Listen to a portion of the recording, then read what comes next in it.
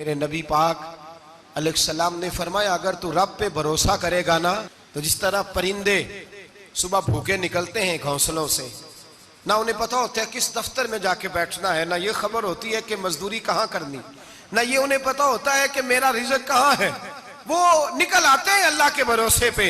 निकलना तेरी जिम्मेदारी है, निकलना। वो निकल आते हैं अल्लाह के भरोसे पे। फरमाया जब निकल आते हैं शाम को वापस लौटते हैं तो अल्लाह उन्हें पेट भर के रोजी अता करता है। भरोसा जाते खुदा पे, भरोसा अल्लाह की जात पे, रब करीम की जात पे।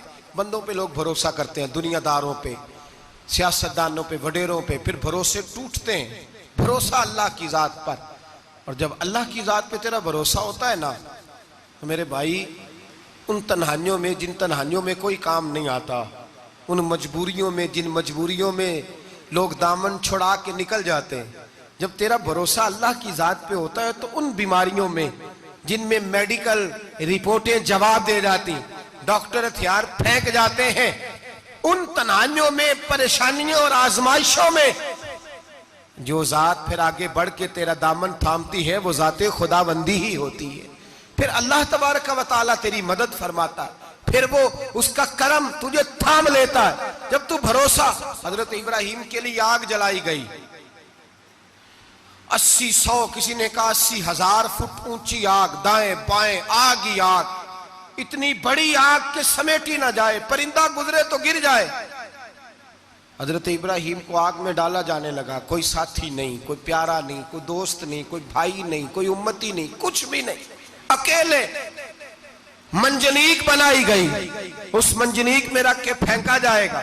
हजरत इब्राहिम को रखा गया, जब मंजनीक में रख दिया तो हजरत जिब्रील हाजिर हुए, कहने लगे इब्राहिम कोई जरूरत हो तो मैं हाजिर हूं, एक पर मारूंगा, आग सारी इनकी तरफ कर दूंगा।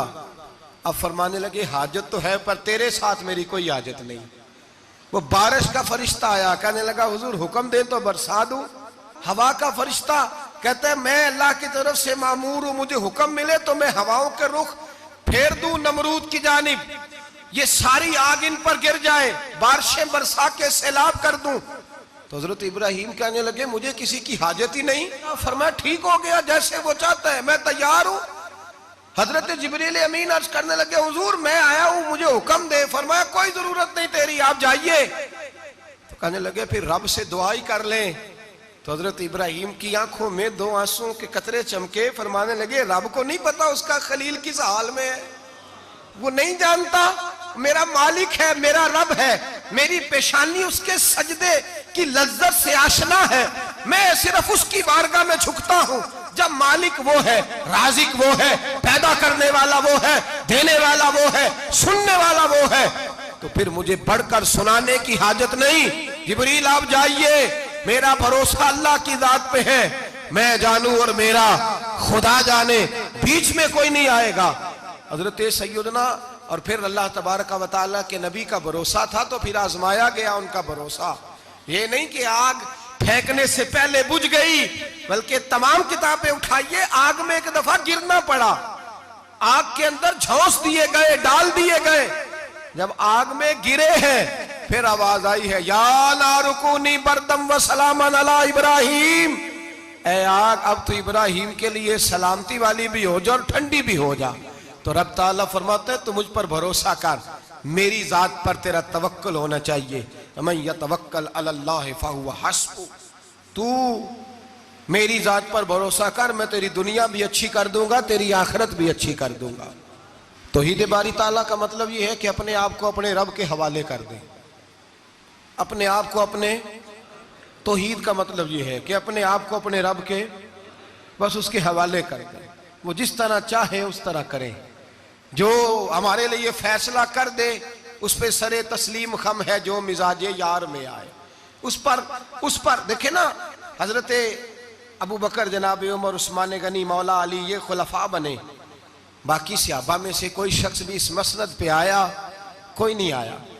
फिर कुछ सहाबी गवर्नर बने, हजरत बिलाल अबशी किसी ओहदे पे भी फायज नहीं हुए, नौकरी सबसे ज्यादा, एक ओहदा भी नहीं, लेकिन तारीख में कोई कमजोर हवाला भी नहीं कि कभी हजरत बिलाल ने कहा हो कि मैं बड़ा परेशान हूँ, कुछ भी नहीं, जायदाद नहीं यार, बना कुछ नहीं, घर कोई नहीं, तो चलो मकान बन जाते, 2 दुकानों का किराया ही आने लगता, कोई बात नहीं फरमाई, जिंदगी को मुतमईन गुजारा।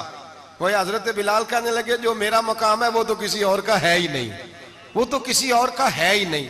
सहाबी जहां भी थे वो कहते थे हवाले कर दिया अपने आप को अपने रब के।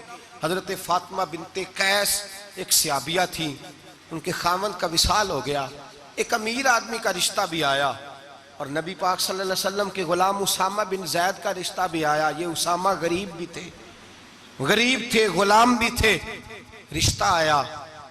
अब उन्होंने हुजूर की रजा दरियाफ्त की तो नबी पाक का झुकाव गुलाम उसामा की जानिब था। अब उनके सारे घर वाले कहने लगे हुजूर का अगर तुम समझती भी हो तो मशवरा है, चाहत है, हुक्म तो नहीं ना, हर आदमी को इजाजत है, मर्जी से निकाह कर सकता है, तो आप अमीर आदमी से रिश्ता करें जो आपको खुश रखे। तो हजरत फातिमा बिनते कैस कहने लगी माँ बाप से आप मेरी फिक्र ना करें, मुझे मेरे नबी के हवाले करें, अल्लाह मुझे कभी जाया नहीं करेगा। मेरे भाई अपने आप को रब रसूल के हवाले करो।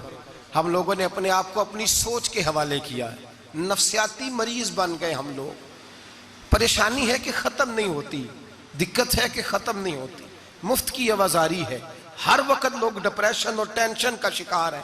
भाई अपने आप को अपने रब के सुपुर्द करो।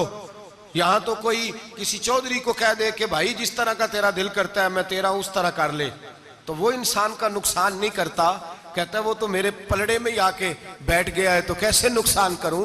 अगर रब करीम को कह दोगे कि या अल्लाह तेरे हैं, जिस तरह तू बेहतर समझे हमारे साथ सलूक कर, उसकी बारगाह की तरफ झुक जाओ, उसकी जानिब